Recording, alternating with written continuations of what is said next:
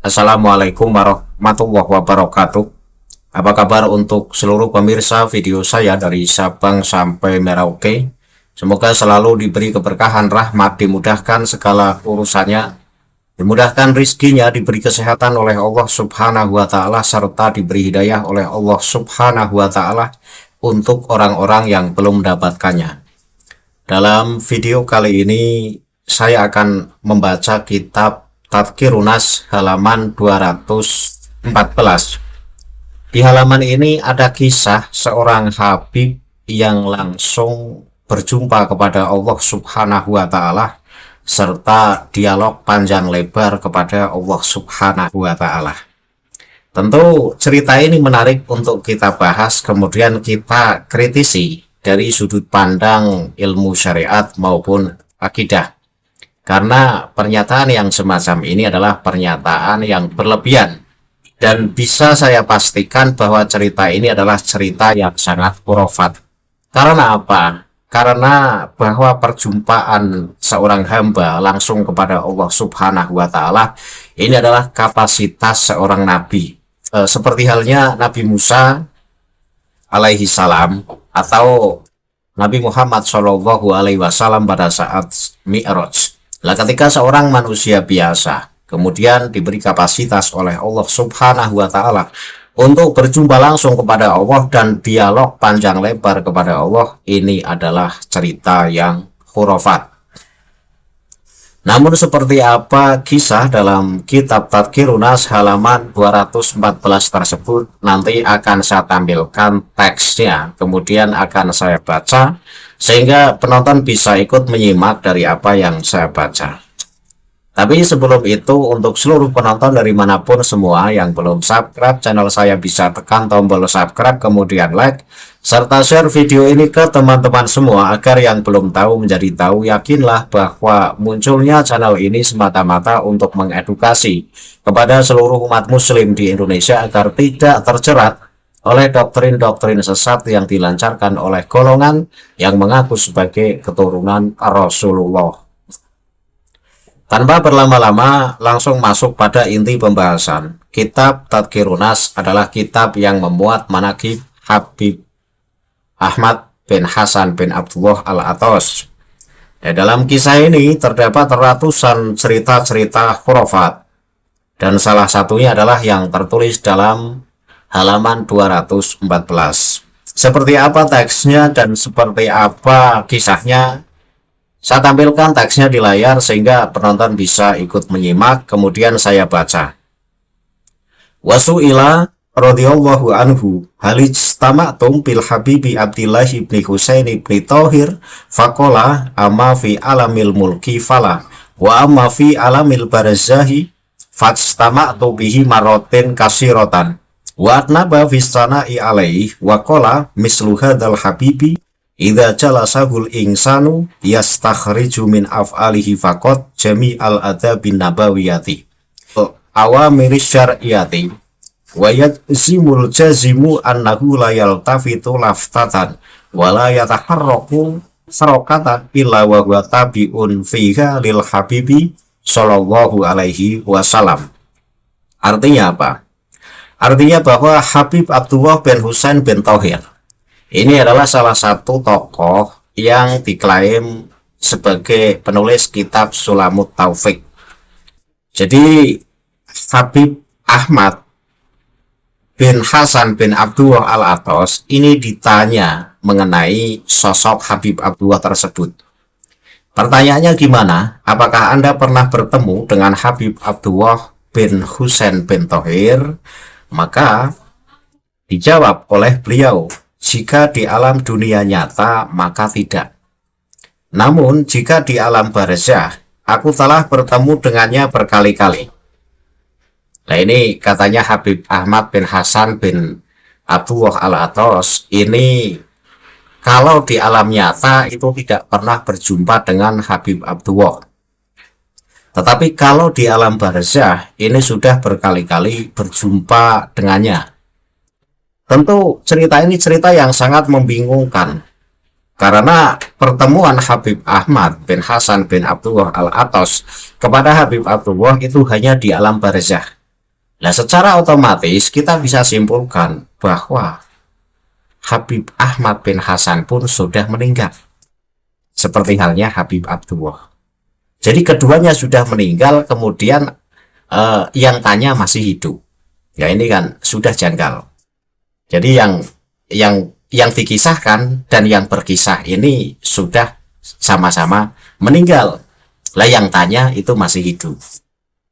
Ya entah ini maksudnya gimana, tapi yang jelas ini khurafat. Jadi Habib Ahmad bin Hasan bin Abdullah Al-Atas itu kalau di dunia nyata belum pernah berjumpa dengan Habib Abdullah. Tetapi kalau di alam barzah sudah berkali-kali berjumpa dengan Habib Abdullah. Nah berarti kan pertanyaan ini muncul setelah Habib Ahmad bin Hasan bin Abdullah itu meninggal. Ya mungkin di kalangan Pahlawi alam barzah itu ya seperti dunia. Jadi masih hidup, masih bersengkerama, masih ngopi, masih hutut, masih saling menyambangi satu sama lain, sehingga di alam barzah itu biasa berjumpa dengan Habib Abdullah. Nah ini pemahaman yang semacam ini adalah pemahaman yang terlalu mengada-ada. Itu satu ya. Beliau kemudian memberikan pujian yang sangat tinggi kepadanya dan berkata, sosok seperti Habib ini, jika seseorang duduk bersamanya, maka ia dapat menyimpulkan seluruh adab nabawi dan perintah syariat hanya dengan melihat perbuatannya saja. Jadi Habib Ahmad bin Hasan bin Abdullah Al-Atas, jadi Habib Ahmad bin Hasan bin Abdullah Al-Atas ini memuji Habib Abdullah bin Husain bin Tauhir dengan pujian yang sangat wow. Kenapa saya sebut pujian yang sangat wow? Karena jika kita duduk bersama kepada Habib Abdullah bin Husain bin Tauhir, maka kita bisa menyimpulkan seluruh adab nabawi. Artinya apa? Artinya bahwa adab Habib Abdullah bin Husain bin Tauhir ini ya sama seperti adab Rasulullah. Adab Rasulullah itu semuanya ada di dalam Habib Abdullah bin Husain bin Tauhir. Dan perintah syariat hanya dengan melihat perbuatannya saja. Artinya kita dengan melihat perbuatannya Habib Abdullah bin Husain bin Tauhir, maka itulah perbuatan Rasulullah. Jadi adabnya juga adab Rasulullah dan perbuatannya juga perbuatan Rasulullah. Wow, ini adalah sungguh pujian yang melampaui batas. Rasulullah adalah manusia termulia, nabi paling mulia. Tentu tidak ada yang bisa menyamai. Ketika ada Habib yang mengklaim atau yang diglorifikasikan bahwa Habib tersebut ini adabnya ya adab Rasulullah, kemudian segala tindak tanduknya juga tindak tanduk Rasulullah, ini tidak bisa diterima. Ini sebuah pujian yang terlalu tinggi, pujian yang semata-mata untuk mengglorifikasi Habib Abdullah bin Husain bin Tauhir. Ya, seseorang akan merasa yakin sepenuhnya bahwa Habib tersebut tidaklah menolehkan pandangan atau melakukan satu gerakan pun kecuali ia sedang mengikuti jejak kekasihnya, yaitu Nabi Muhammad SAW. Dengan kata lain, ketika Habib Abdullah bin Husain bin Tauhir ini disebut sebagai orang yang adabnya adab Rasulullah dan perbuatannya perbuatan Rasulullah, maka jelas sangat sesat dan menyesatkan. Kenapa? Rasulullah itu nabi, rasul, maksum, tidak punya dosa, terjaga dari segala maksiat. Nah, ketika Habib Abdullah bin Husain bin Tauhir ini adabnya dan perbuatannya itu adalah perbuatan Rasulullah, ya berarti Habib Abdullah bin Husain bin Tauhir pun seperti Rasulullah, tidak punya dosa dan juga maksum. Ayo muhibbin, bisa terima nggak cerita semacam ini? Kalau masih terima bahwa cerita ini sebagai cerita yang benar, ya perlu direfresh otaknya. Karena sekali-kali tidak ada yang bisa menyamai Rasulullah. Rasulullah itu syadidal khayai wa tawadu. Dan itu memang perilaku Rasulullah. Adab Rasulullah itu sangat terpuji, sangat mulia. Ketika ada Habib yang di situ diglorifikasikan bahwa adabnya adalah adab Nabi dan juga perbuatannya adalah perbuatan Nabi, ini hal yang mengada-ada. Tapi ya tidak heran, kitab Alawi memang selalu begitu, pengen mengunggulkan klan mereka, bahkan seakan-akan kan melecehkan Rasulullah. Rasulullah ditandingi, Rasulullah disejajarkan dengan tokoh-tokoh mereka. Sekali lagi ini tidak bisa dibenarkan. Saya lanjut, masih di halaman 214. Wa qala al-Habibu Abu Bakr ibn Abdillahil Atasu in fadalnal faqihal muqaddama alal Habibi Abdillah ibn Husain ibn Tahir akhafu ala yardal faqihul muqaddamu wa kanat salahu khalwatun yu'ayyinu lahu fiha majlisan khoson wa yuhadhiru ahlahu wa khairahum minat tukuli alaihi bi khairi idnin faja al-Habibu Abdullah ibn Umar ibn Yahya fafatahal khalwata alaihi fawajadahu malil khalwata kullaha faraja'a summa ba'da khurujihi akhbarahu bima ra'ahu minhu wa sa'alahu an halatihi tilka fa'atabahu. Kemudian ini kisah dari Habib Abu Bakar bin Abdullah al-Atas. Jika kami mengutamakan al-faqih muqaddam di atas Habib Abdullah bin Husain bin Tahir, aku khawatir al-faqih muqaddam sendiri tidak akan ridho karena tingginya kedudukan Habib Abdullah. Ini kan sangar kan. Jadi dalam kitab-kitab yang lain, kitab-kitab Alawi, bahwa faqih muqaddam adalah sosok yang sangat luar biasa. Mujtahidnya para mujtahid, walinya para wali. Tetapi dalam cerita ini, kalau mau mengunggulkan faqih muqaddam lebih unggul dari Habib Abdullah bin Husain bin Tahir, maka dikhawatirkan faqih muqaddam tidak akan menerima. Karena apa? Ya karena saking tingginya kedudukan Habib Abdullah. Ini bisa disimpulkan bahwa dalam cerita ini tujuannya untuk mengunggulkan Habib Abdullah bin Husain bin Tahir. Sementara dalam kitab-kitab Alawi yang lain, faqih muqaddam sudah diunggulkan dengan cara yang demikian rupa. Jadi tidak aneh, kitab-kitab Alawi, tokohnya itu diunggulkan secara keseluruhan. Nah, dalam hal ini, berarti Habib Abdullah bin Husain bin Tahir ini sejajar dengan faqih muqaddam, atau bahkan kedudukannya lebih tinggi dari faqih muqaddam. Wow. Faqih muqaddam saja sosoknya misterius ya, tapi kisahnya begitu wow. Dan kali ini bahwa Habib yang paling unggul derajatnya di sini tertulis Habib Abdullah bin Husain bin Tahir. Habib Abdullah memiliki sebuah tempat khalwat menyepi. Beliau menentukan waktu khusus di tempat itu dan memperingatkan keluarga serta orang lain agar tidak masuk menemuinya tanpa izin. Suatu ketika Habib Abdullah bin Umar bin Yahya datang. Lalu ia membuka pintu tempat khalwat tersebut. Ia mendapati sosok Habib Abdullah memenuhi seluruh ruangan khalwat itu, maka ia pun kembali atau mundur. Setelah Habib Abdullah keluar, Habib Abdullah bin Umar menceritakan apa yang dilihatnya dan bertanya tentang keadaan tersebut. Jadi Habib Abdullah bin Husain bin Tahir ini punya tempat khalwat khusus, tempat menyepi, tempat untuk khusyuk bersama Allah.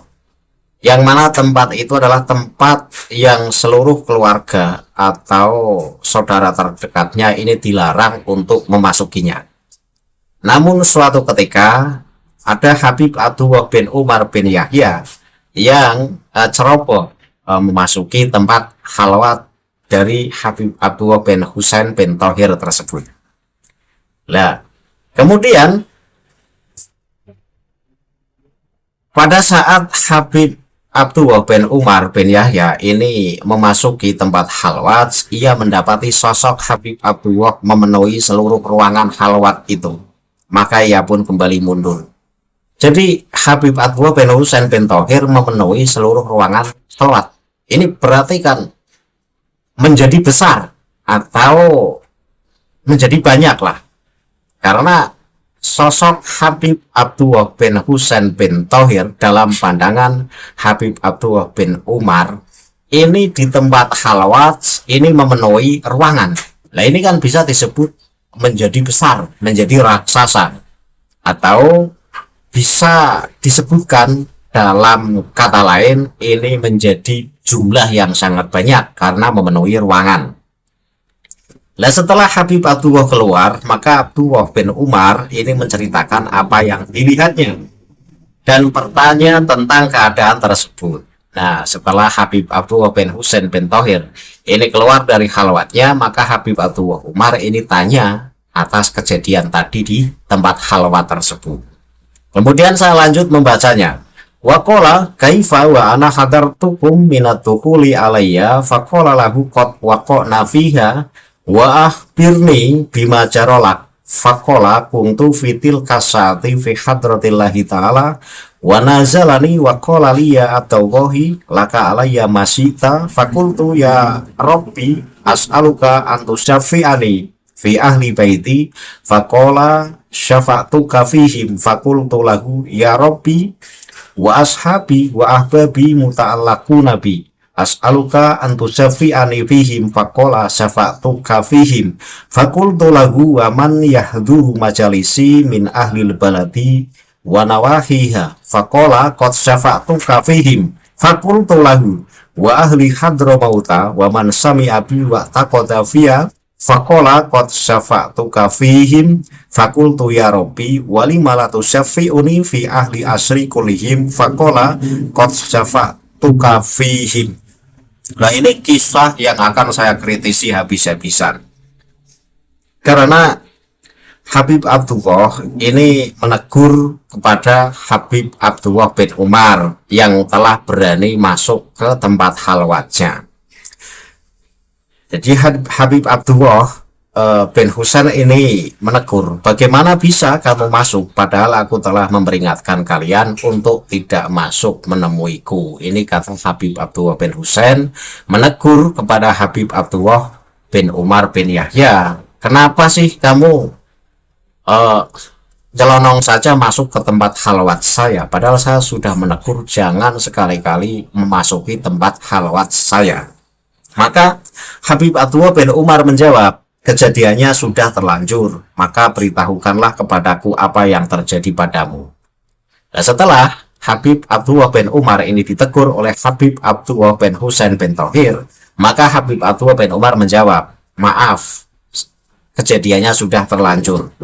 Karena sudah terlanjur, maka beritahukanlah kepadaku apa yang terjadi padamu. Kemudian dijawab oleh Habib Abdullah bin Husain bin Thohir, pada saat itu aku sedang berada di hadirat Allah Ta'ala. Nah ini pengakuan dari Habib Abdullah bin Husain bin Thohir. Pada saat di tempat khalwat itu katanya lagi berjumpa dengan Allah. Kemudian Allah berfirman kepadaku, wahai Abdullah, mintalah kepadaku apa yang kau inginkan. Ini katanya Allah ngajak ngobrol kepada Habib Abdullah bin Husain bin Thohir, menawarkan apa yang kamu minta dariku. Kemudian Habib Abdullah bin Husain bin Thohir ini berkata, wahai Tuhanku, aku memohon agar engkau memberiku izin memberi syafaat bagi keluargaku. Maka Allah berfirman, aku telah memberimu izin memberi syafaat bagi mereka. Permintaan pertama Habib Abdullah bin Husain bin Thohir kepada Allah dalam dialognya adalah bahwa Habib Abdullah bin Husain bin Thohir ini meminta agar Habib Abdullah ini bisa memberi syafaat kepada seluruh keluarganya. Kemudian Allah pun mengabulkan bahwa Habib Abdullah ini bisa memberi syafaat kepada keluarganya. Itu satu.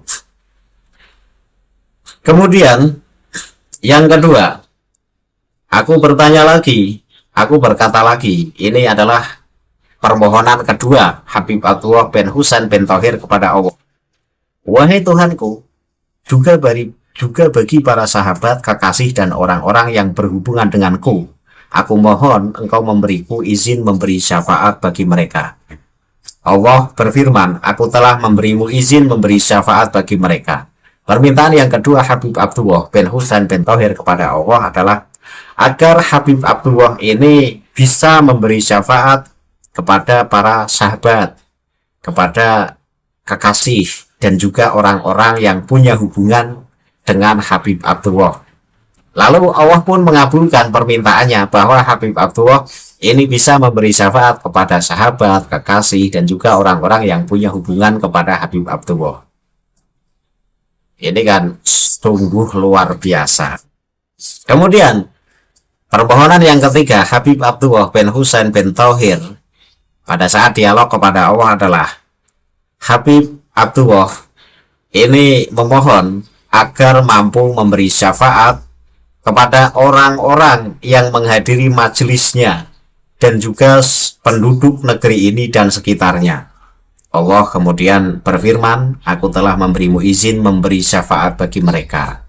Nah, permohonan yang ketiga dari Habib Abdullah kepada Allah adalah agar Habib Abdullah ini mampu memberi syafaat kepada seluruh jamaah di majelisnya. Kemudian kepada seluruh penduduk negeri ini, berarti penduduk Yaman. Jadi penduduk Yaman itu sudah disyafaati oleh Habib Abdullah bin Husain bin Tauhir. Karena katanya sudah dijamin oleh Allah Subhanahu wa Ta'ala dalam dialog ini. Kemudian permohonan yang keempat dari Habib Abdullah kepada Allah adalah bahwa Habib Abdullah ini memohon agar mampu memberi syafaat kepada seluruh penduduk Hadramaut serta kepada siapa saja yang mendengar tentangku dan menaruh keyakinan baik padaku. Maka Allah pun berfirman, aku telah memberimu izin memberi syafaat bagi mereka. Jadi kalau pengen syafaat ini gampang banget, karena di sini tertulis bahwa Habib Abdullah bin Husain bin Tauhir ini memohon kepada Allah agar mampu memberi syafaat kepada seluruh penduduk Hadramaut. Kemudian kepada setiap orang yang mendengar nama Habib Abdullah bin Husain bin Tauhir, atau kepada orang yang berprasangka baik kepada Habib Abdullah bin Husain bin Tauhir, maka secara otomatis mendapat syafaat dari Habib Abdullah bin Husain bin Tauhir. Jadi cukup kita berprasangka baik saja kepada Habib Abdullah ini, kita mendapat syafaatnya. Luar biasa, melebihi syafaat Rasulullah. Apakah Muhyiddin percaya dengan cerita ini? Kalau masih percaya, saya pastikan Muhyiddin memang botol. Karena ini melampaui dari syafaat Rasulullah. Cukup berprasangka baik kepada Habib Abdullah bin Husain bin Tauhir, maka secara otomatis mendapat syafaat. Dan syafaat itu benar-benar di-ACC oleh Allah katanya. Kemudian, ini permohonan yang berikutnya. Lalu Habib Abdullah bin Husain bin Tauhir memohon lagi kepada Allah, wahai Tuhanku, mengapa engkau tidak memberiku izin memberi syafaat bagi seluruh orang di zamanku? Kemudian Allah berfirman, aku telah memberimu izin memberi syafaat bagi mereka semua. Luar biasa. Jadi orang-orang yang hidup sekurun atau sezaman dengan Habib Abdullah bin Husain bin Tauhir ini bisa dipastikan mendapat syafaat dari Habib Abdullah bin Husain bin Tauhir, dan ini sudah di-ACC oleh Allah. Jadi pada kesimpulannya, orang yang hidup di kurun atau di masa Habib Abdullah bin Husain bin Tauhir ini secara otomatis dosanya dihapus oleh Allah karena mendapat syafaat dari Habib Abdullah bin Husain bin Tauhir. Cerita semacam ini cerita yang kacau balau. Kacau balaunya apa? Ya, seorang hamba biasa kemudian bisa berjumpa kepada Allah dan dialog membahas masalah syafaat. Ini kan tidak lumrah, karena syafaat yang semacam ini adalah kategori syafaat uzma. Dan syafaat uzma ini hanya khusus untuk Rasulullah. Ketika Habib Abdullah bin Husain bin Tauhir ini katanya di-ACC oleh Allah sanggup memberi syafaat kepada seluruh orang yang hidup sezamannya, bahkan bisa memberi syafaat kepada orang yang punya prasangka baik kepadanya. Lah ini kan sebuah cerita khurafat yang khuраfatnya tidak perlu diragukan lagi. Kenapa saya anggap cerita ini adalah cerita khurafat? Karena dari sudut pandang teologi yang ketat, terutamanya bagi golongan yang mengutamakan dalil dzohir seperti halnya saya, kisah ini dianggap sangat bermasalah karena menyamai makom kenabian.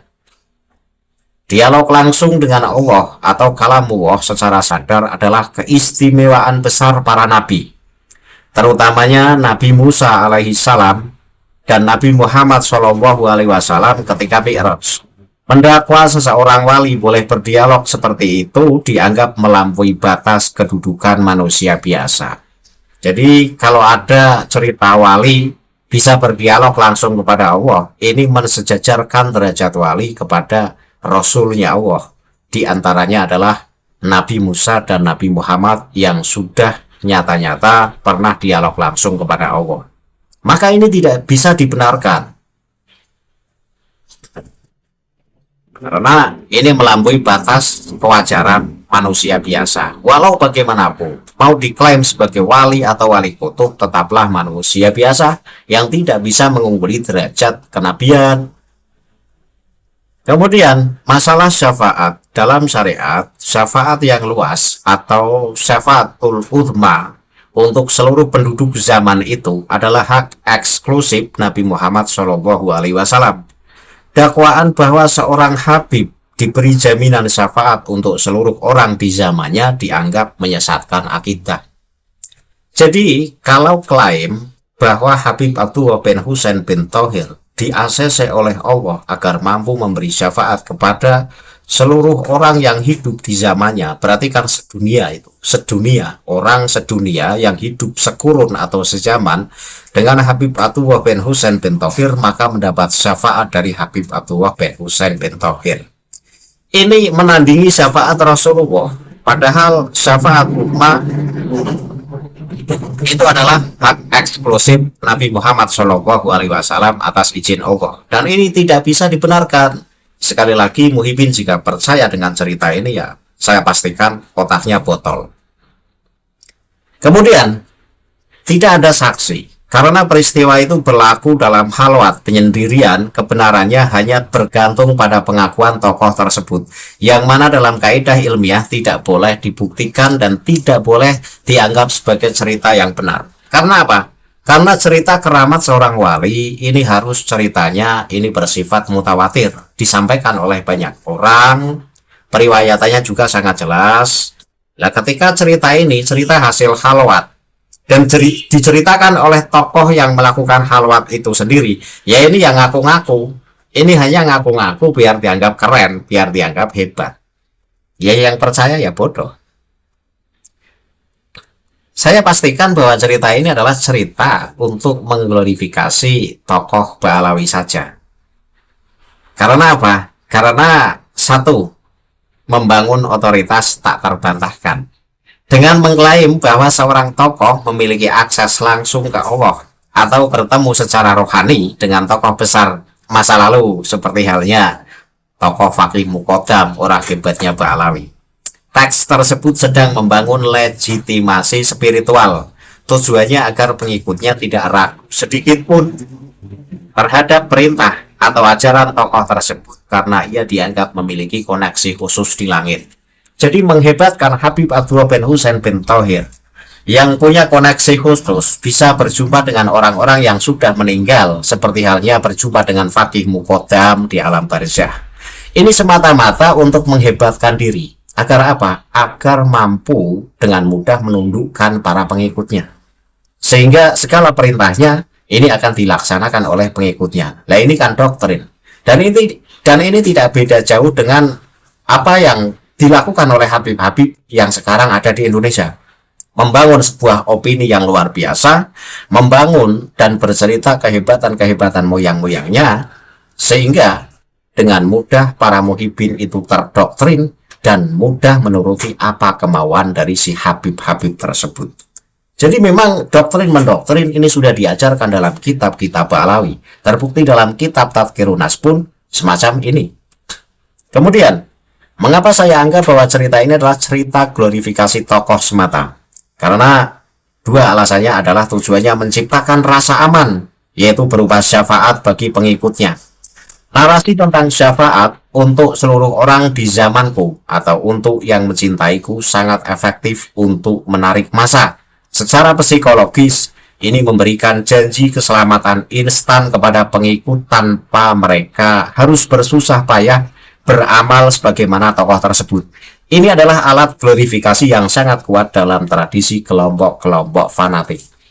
Ini sangat jelas bahwa menghebatkan Habib Abdullah bin Husain bin Thohir yang sanggup berdialog kepada Allah, kemudian permintaan Habib Abdullah bin Husain bin Thohir agar mampu memberi syafaat kepada seluruh pengikutnya, pada orang yang hidup sezaman, dan kemudian katanya di-ACC oleh Allah.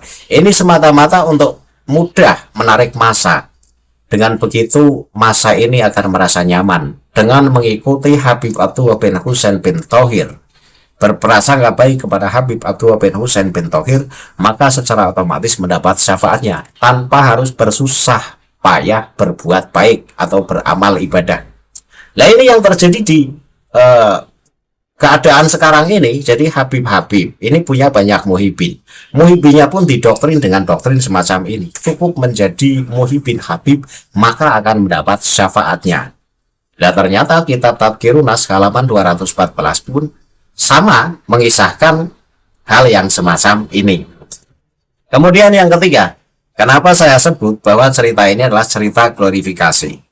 Perhatikan kalimat, jika kita mendahulukan Al-Faqih Al-Muqaddam di atas Habib Abdullah, aku takut Al-Faqih Al-Muqaddam tidak ridho. Kalimat ini secara halus ingin mensejajarkan atau bahkan meninggikan kedudukan tokoh tersebut dengan tokoh paling sentral dalam sejarah Ba'alawi.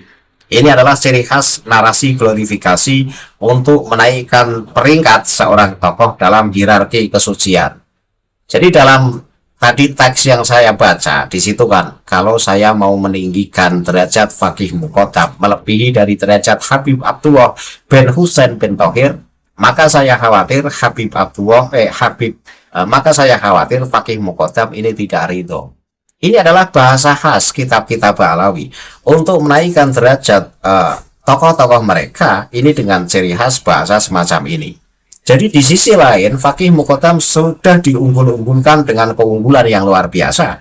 Tetapi di sini pun ingin mengunggulkan Habib Abdullah bin Husain bin Thohir yang levelnya sejajar dengan Faqih Muqaddam atau melebihi dari Faqih Muqaddam.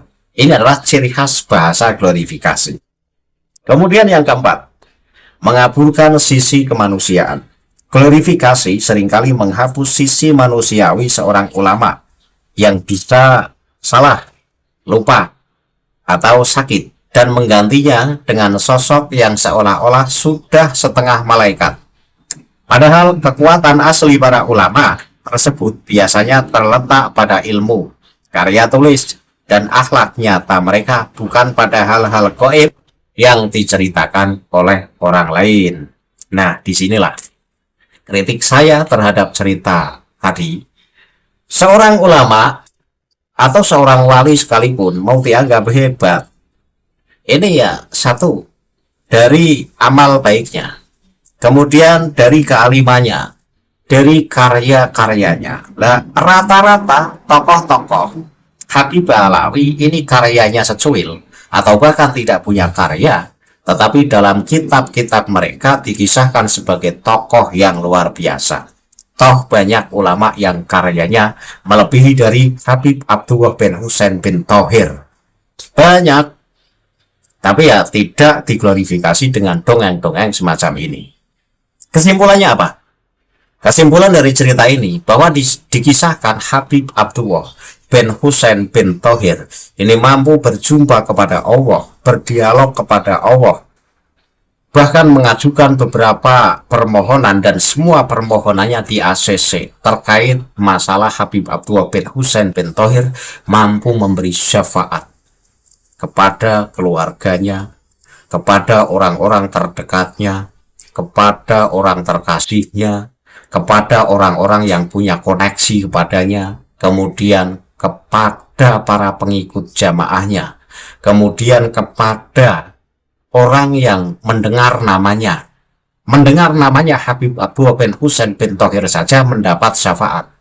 Kemudian kepada orang yang punya prasangka baik kepada Habib Abdullah bin Husain bin Thohir, ini pun mendapat syafaatnya. Dan yang tidak kalah menarik dan menandingi syafaat Rasulullah adalah Habib Abdullah bin Husain bin Thohir ini mampu mensyafaati kepada seluruh penduduk yang hidup sezaman. Berarti sedunia yang hidupnya sekurun dengan Habib Abdullah bin Husain bin Thohir ini sudah bisa dipastikan terhapus segala dosanya dan masuk surga. Ini menurut kitab Tadhkirun Nas halaman 214. Yang percaya ya botol. Kenapa? Karena syafaatul uthma hanya milik Rasulullah. Ketika Habib Alawi mengklaim dirinya bisa mensyafaati selayaknya syafaat Rasulullah, ini adalah ajaran sesat dan menyesatkan.